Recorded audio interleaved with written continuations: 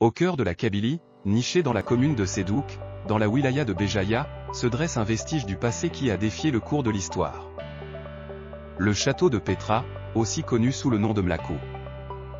Autrefois, ce site majestueux était plus qu'une simple résidence royale, c'était le centre névralgique de pouvoir pour les rois berbères, un symbole indéfectible de souveraineté et de résistance.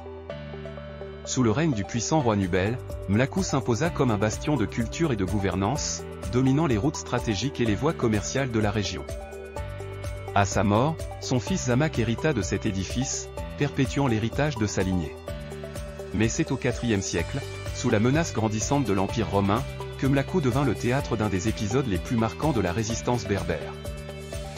Firmus, frère de Zamak, s'éleva contre l'autorité impériale, affirmant avec force l'indépendance de son peuple. Ce soulèvement courageux attira l'attention de Rome et provoqua l'intervention militaire du général Théodose l'Ancien.